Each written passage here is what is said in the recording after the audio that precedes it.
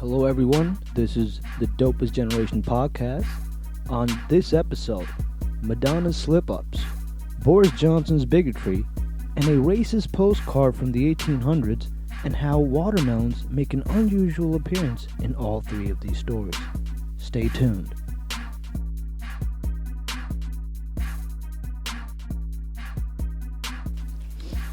Hello, Thomas. Hey, how's it going, man? We're back. We're back, episode 2, bitches. Yeah, exactly. We actually did it. Yeah, man. Yeah. We're on Stitcher, Google Play, Yeah. hopefully iTunes. Soon on iTunes. Yeah. 50 days from now, we should finally be there. Yeah. Right? Yeah. But I blame you for the delays. Oh, so it's the curse of me. Yeah. Anything associated with me always takes longer than it should because, the universe wants to frustrate me. Yeah. Because they're like, I don't think Rupam is stressed out enough. Yeah, you're the opposite of the alchemist. You know how they go, like the universe will conspire to help you. Right. The universe is actively conspiring to fuck you over. Yeah, I think so. Yeah. Yeah. But we're at episode 2, man. Yeah. So it's nice. Like, haha, universe. Rupam 1, universe 0. Exactly. Actually, let's start with this. Something interesting happened to you last night. You went out. Oh yeah, man. Yeah. I had a night of some revelry and casual racism. Yeah. I don't care about the revelry because I don't care about you having fun. But tell me about the racism that Oh you man, encountered. so we were drinking. We had gone out to like disco night. Right. Okay. Down at the Piston. Shout out to the Piston for throwing a great disco night. Yeah. So we're like, I'm outside. So I'm just there, and then this white girl and her boyfriend walk up to us, and they go like, they're like, she goes like, oh, you should teach me how to do the bhangra. Right. And I was like, yeah, no, I'm not gonna do that. And she goes like, why not? She was like, it's easy, right? And she's like, screw the There light you bulb. go. And then I was Yeah. and she starts doing Nice. the worst fucking form of the bhangra. Nice. And I'm just like, wow, like, Yeah. do you have any idea how fucking racist that's coming across? Old screw in the light bulb. and it's more like how bad she was at it. If she was slightly better at it, I don't think I would have been as offended. But I literally told her that this is coming off mad racist. And you should have seen the look in her boyfriend's eyes. The guy had his arms folded, and the moment she started doing that, this dude's eyes just got so wide, and he was physically taken aback. And he was like, yeah, I agree. Like, this is really, really racist. See, that's the part of the story that I think is the most funny because the fact that he thought that, this is like him just standing out, like her doing like her screwing the light bulb Yeah. thing, and him on the side just like shaking his head. Yeah, I think Like, they there broke she up is, that the night. love of my life. I'm fairly confident that this was the moment he realized his girlfriend is a racist, and Right. that they probably broke up that night. He did not Yeah. seem very happy. No. And the worst part is, it was literally while he was doing that, she just continued. She kept doing it, and he physically had to like just take her back and be like, okay, listen, let's go back in now. Well, you'd be surprised how much couples put up with in terms of like each other's behavior. Actually, Yeah, but like racism is unacceptable. I think racism is what brings us all together. No, but yeah, I just wanted you to tell that story because when you came back last night and told me that story, I thought it was hilarious. Oh yeah, I thought it was hilarious too. Yeah. Just the visual. Yeah. Honestly, just that alone was. Yeah, I bet. Because it was so bad. Yeah. To me, that was the most offensive part. Right. Not the But- fact that she said it or she Right. actually did it, but like she could have tried harder. Yeah, you know what? Like, now I don't want people to take this the wrong way. It's not that I'm a fan of racism. I just like to see well executed racism, especially when it's hilarious. Like you almost made me want to start going out again. Oh yeah, no. Yeah. I think we should. Yeah. I think just as a way to it's almost like racism baiting. To observe racists in their natural habitat, Yeah, if you will. yeah. You know what I mean? Yeah. Out drunk partying. That's Exactly. when the best kind of racism. That's when the best kind occurs. Yeah, So speaking of racism, though, yeah. we had a few incidents that took Oh, place man. too, right? I don't look. I'm kind of aware of when these things happen, right? It was like a very white thing. Like there was this watermelon challenge thing.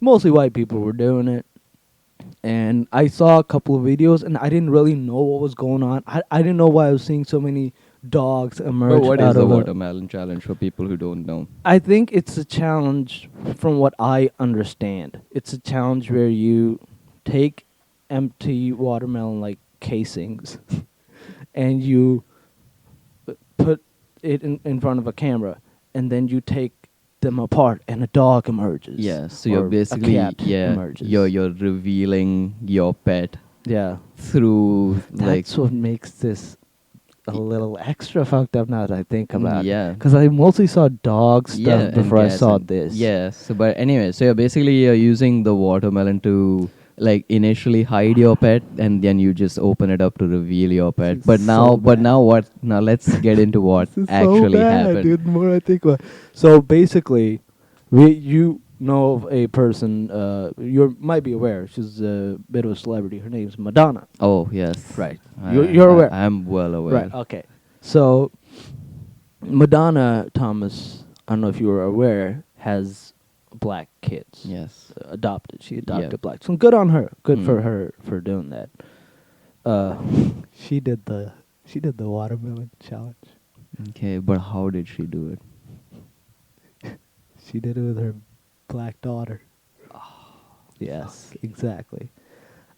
I don't know what the fuck is wrong with Madonna. She's done this before, like I told you. She's called her kids my N words. But like not an R at the end, but like, how Yeah. you hear it in rap songs, but still. Yeah. Like this is one of those things which I mean I wouldn't say like it's outward racism, but it's just something that's like very insensitive. Like the It's- fact it's you're almost blind to it kind of a thing. I think that she thinks she can do it because she has black kids, and because I hate to say it, but I think it's because she has dated so many black guys. I think she thinks like, no, I can't be a racist, and she thinks she can like just do shit like this. Yeah. I think that's most people's favorite excuse. It's like, oh Yeah. no, I can say it because I have so and so black connection to my life. Right.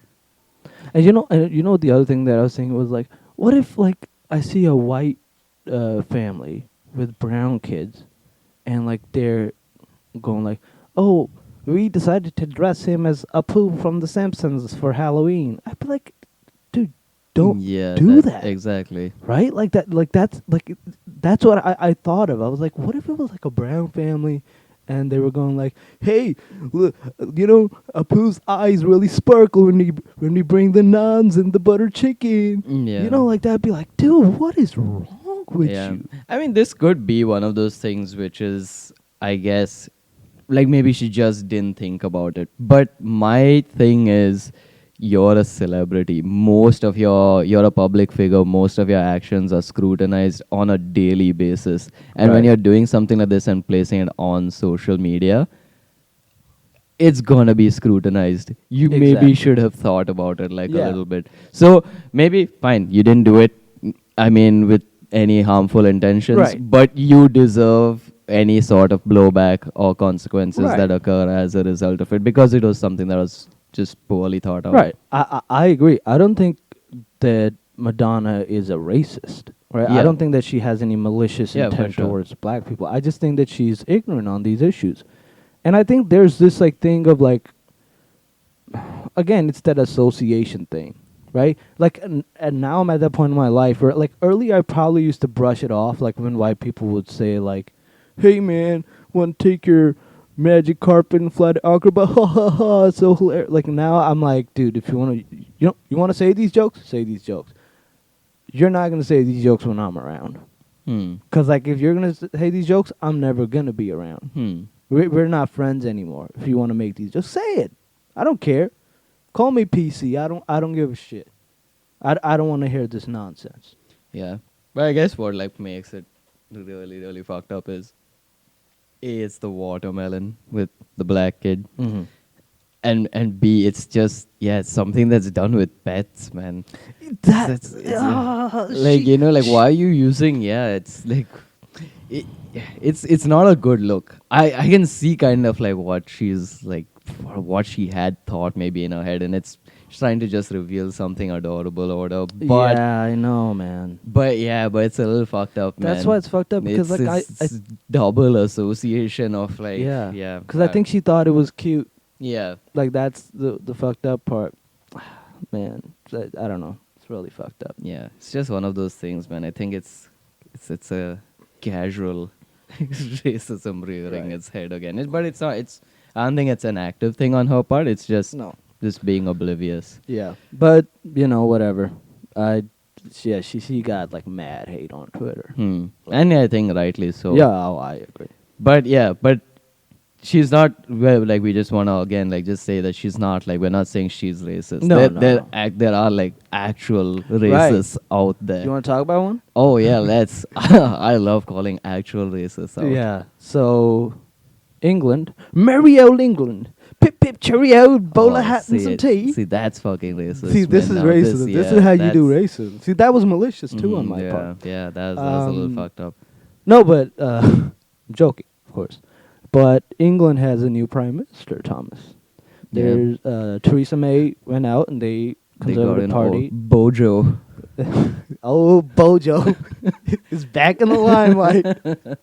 Dude, the thing is, like, he went away, then he came back as fucking prime minister. Yeah. It's that country is going through a lot of shit right now. We need to be there for England. Yeah. Like they were there for us. And I don't think... I think... Go ahead. I think they might need some dependence right now. Yeah, we need to be there. We need to be the dependent buddies that we always have been for England. Right. Yeah. Like, they can't say anything to America anymore. Oh, yeah. Right? Like, don't tell us about our president with the weird hair. Yeah. What about your prime minister with the weird hair? Yeah. In case... No, go on. No, I just... I find it fascinating. Like, England has always been kind of like the birthplace of like new movements, right? Like you just had like just music and like the Industrial Revolution. Yeah, and now racism. It's one of their new exports, right? Like this movement technically, like a lot of this began with Brexit, right? Right. A lot, and it's using that kind of rhetoric that Thomas, like America just took upon some of that. But I thought Brexit was all about economic insecurity. No. Okay.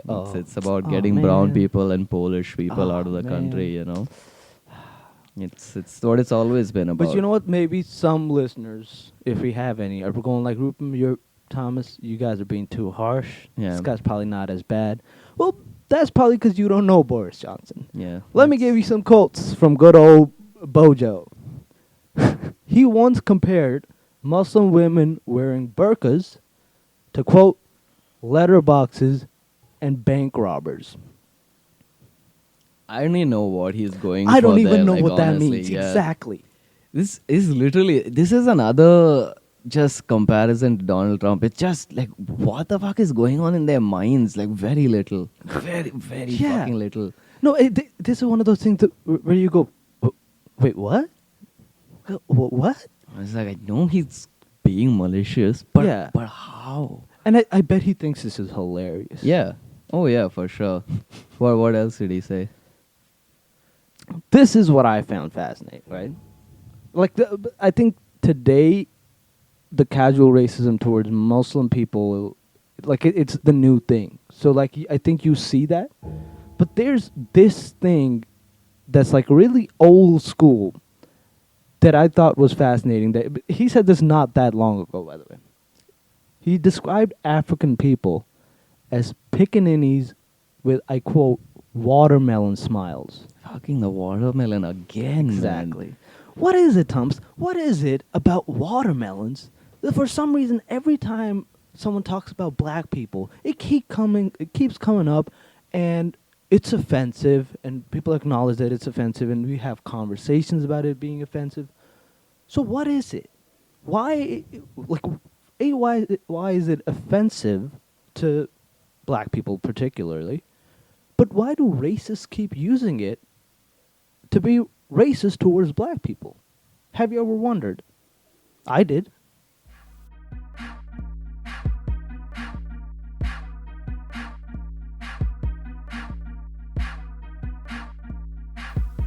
So there's actually a great article in the Atlantic on this. I think it was published in 2014.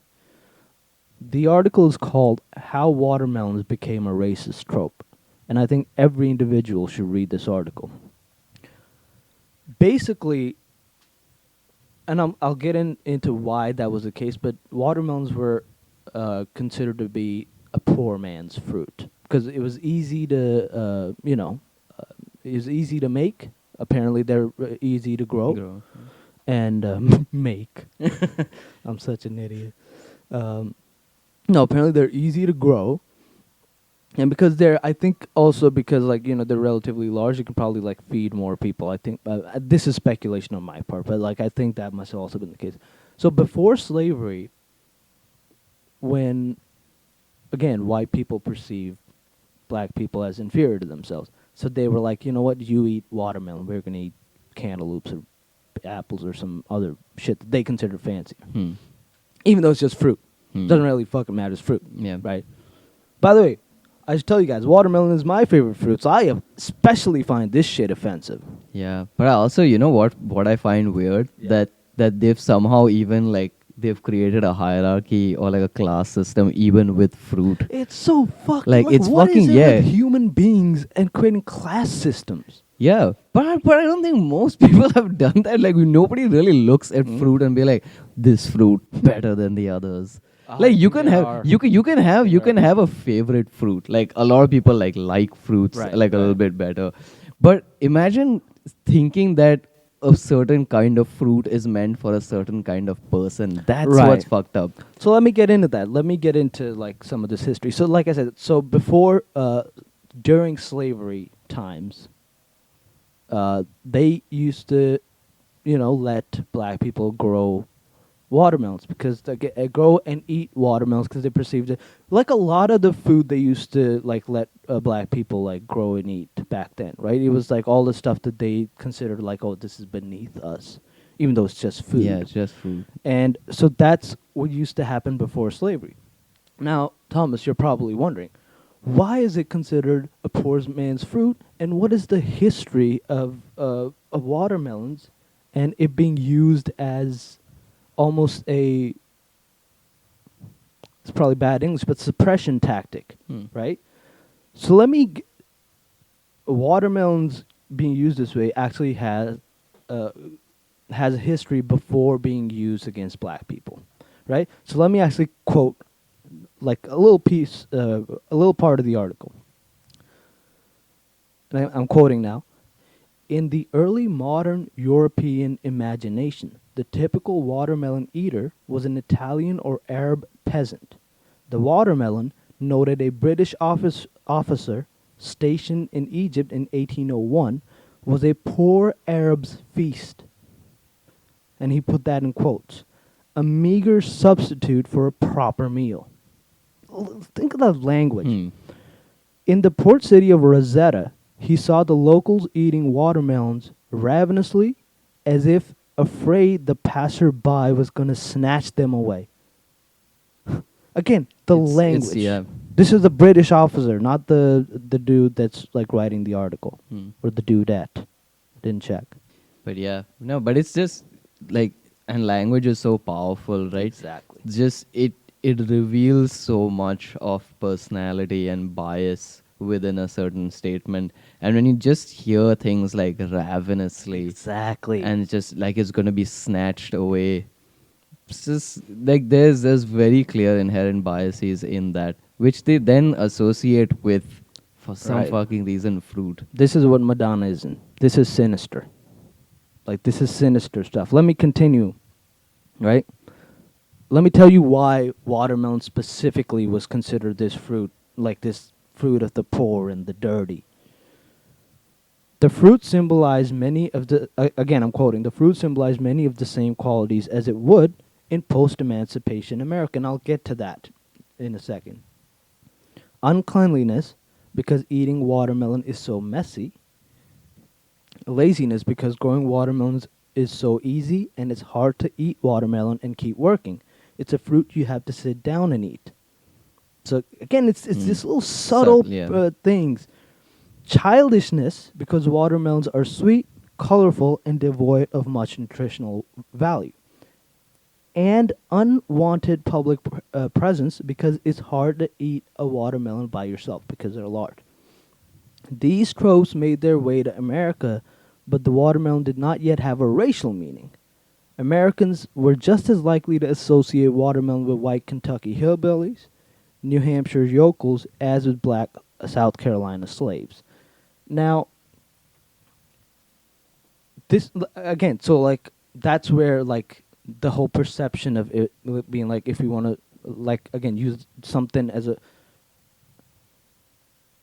fruit as a suppression tactic. That's where the history of using watermelon as a suppression tactic comes from. Laziness, uncleanliness, the childishness, all that. Like that. That's where they. Again, it's sinister, but it's also so weird that people had to like think this way and do these things. You know what I mean? Now, so it came to America post-emancipation, like the racism behind this. So like I said earlier, they used to let black people grow these watermelons and eat them. But again, like because they were slaves back then, they weren't allowed to like, engage in trade. Post-emancipation, you do what you know, Thomas, right? You do what you know. Black people knew how to grow watermelons, right? These are people that were like not that long ago slaves, right? So what they did was, we'll grow watermelons and we'll sell watermelons. And, we may grow some extra, so we'll eat watermelons. So this is when racist Southern whites decided to use that as a suppression tactic. So what they started to do is, again, bring all those tropes that people used to use towards poor Arabs in Egypt, and they applied those same things towards black people.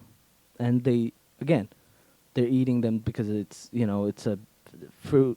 Again, they called all of those things. They called black people childish, lazy, unclean. Yeah.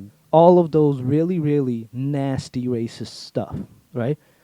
And how they made it pervasive is by putting it into the fabric of pop culture, like popular culture. Yeah. They started making songs. They started.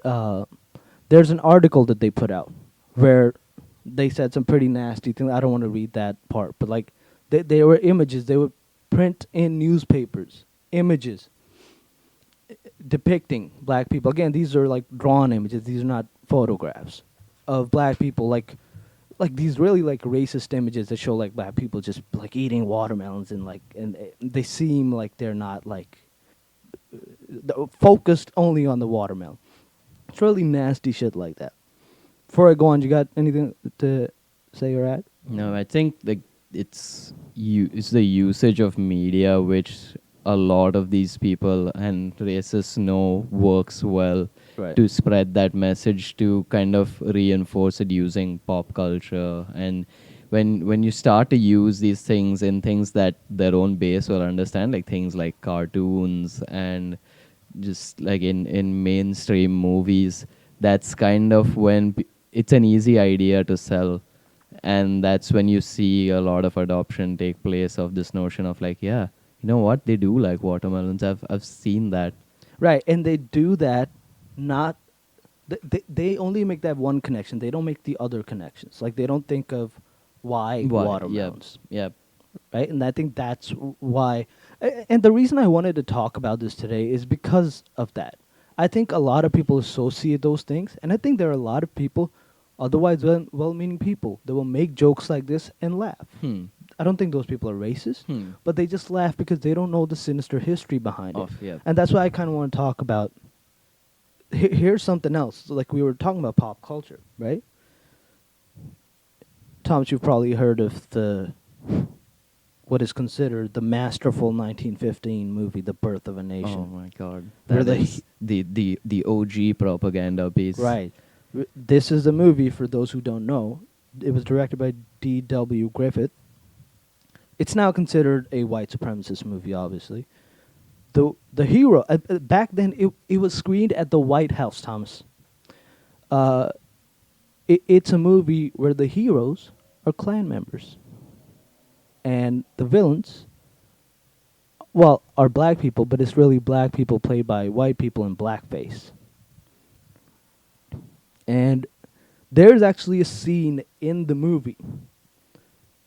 I'll quote, yada, yada, yada. The Birth of a Nation, released in 1915, included a watermelon feast in its depiction of emancipation as corrupt northern whites.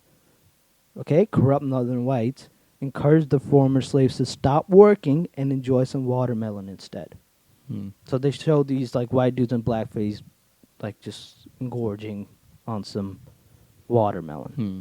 That's how you create this stuff. It's the imagery, right? Yes. It's the kind of imagery that you kind of use, and to someone even, I feel like this is how it even seeps into like a lot of the minds of racists. And so when someone like Boris Johnson says something like the watermelon smile, or for whatever reason burqas and bank robbers, Yeah, he's not twirling his mustache and being like, "Ooh, I'm gonna get him with that thing." Yeah, it's basically just like image association that's taking place in his very feeble mind. Exactly. These things, these movies, and these like, they did a whole bunch of stuff. They put it on postcards. They did a whole bunch of stuff. But this is how you mainstream these ideas. Hmm.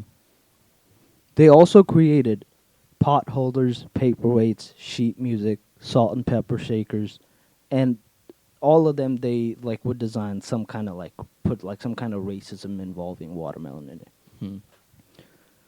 There was a popular postcard, and this is really fucked up, Thomas. A popular postcard portrayed an elderly black man carrying a watermelon in each arm, only to happen upon a stray chicken.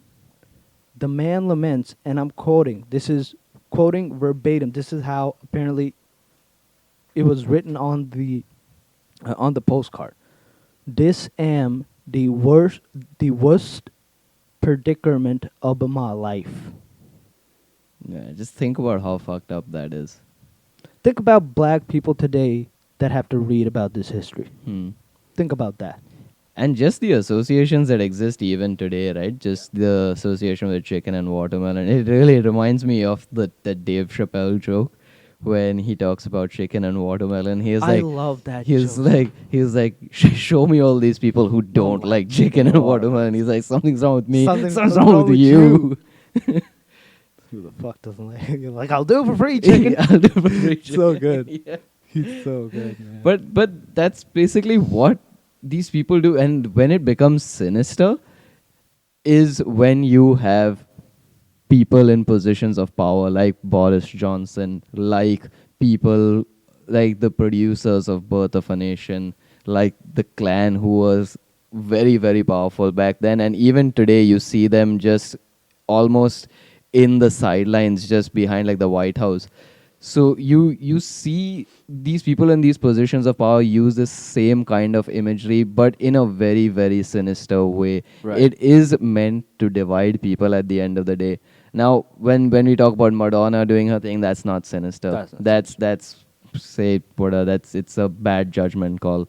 Yeah. But there's some people who very actively try and use this kind of imagery to just reinforce the fact that people are different. Right. No. You want to rally your base by creating divides and saying, no, those other people, they're the enemy. Yeah, man. And it's a very worrying trend that's taking place all over the world. As you see right wing populist governments come up all over the world, this is suppression tactic number one. Right. And I think this is one of the reasons we wanted to make this episode about this, is because at least for me, I thought that it's important that we start talking about like the history of some of this stuff, because I think like especially right now there's a lot of this like, oh man, I hate political correctness and you can't say this and you can't say that.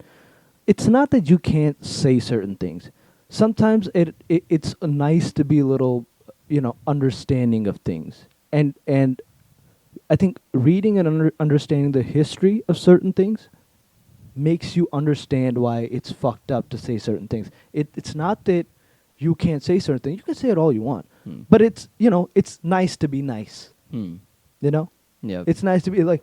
This is very hurtful to some people, right? This has a lot of weight.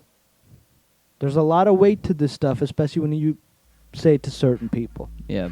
And that's kind of what I want to say. Like, yeah, it was fucked up. It's fucked up as hell.